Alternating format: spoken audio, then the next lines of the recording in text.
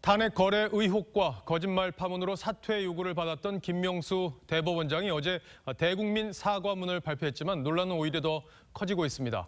사과문에 사실과 다른 내용들이 포함되어 있기 때문인데 어떤 내용이 논란이 되고 있는 건지 사회부 장윤정 기자와 함께 따져보겠습니다. 자, 장 기자, 어제 저희도 지적을 해드렸습니다만 이 대국민 사과라면서 법원 내부망에 글을 올렸잖아요. 이건 어떤 이유가 있는 겁니까? 네, 법원 내부망엔 일반 국민이 접근할 수 없기 때문에 사실상 법원 직원들만 볼 수 있는 공간입니다. 그래서 대국민 사과 방식으로는 적절치 않았다는 지적이 나옵니다. 김 대법원장은 사과문을 낸 당일에도 자신의 잘못을 육성으로 밝히진 않았는데요. 잘못을 인정하는 모습을 화면으로 남기고 싶지 않았을 거란 분석이 있습니다.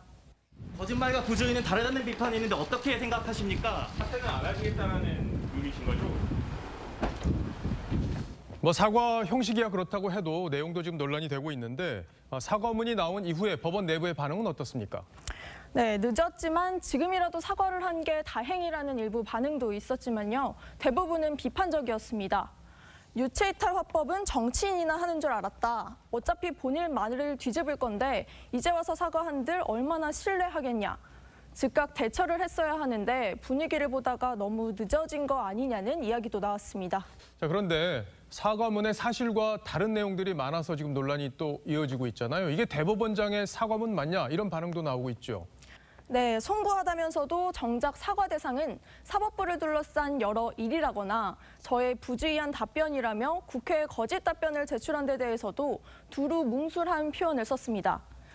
임성근 부장판사의 사표 수리 거부에 대해서도요. 관련 법 규정을 고려한 판단이었고 정치적인 고려는 없었다고 했습니다.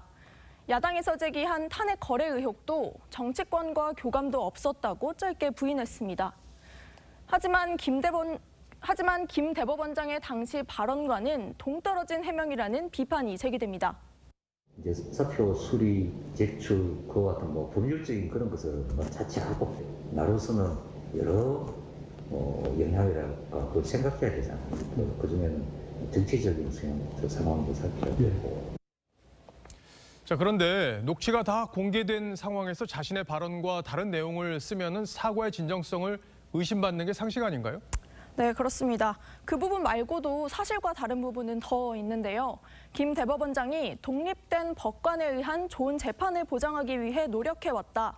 대법원장이 보유한 여러 권한을 과감히 내려놨다. 이런 내용을 사과문에 적었는데 법원 내부에서는 이번 법관 인사만 봐도 대법원장의 진정성을 의심하게 된다는 반응이 있었습니다.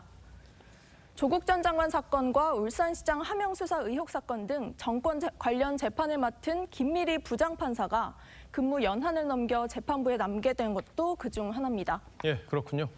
자, 사법부 수장이 거짓말을 한 게 드러난 것도 참담한 일인데 그걸 또 거짓말로 덮는다는 거 서글프기까지 합니다.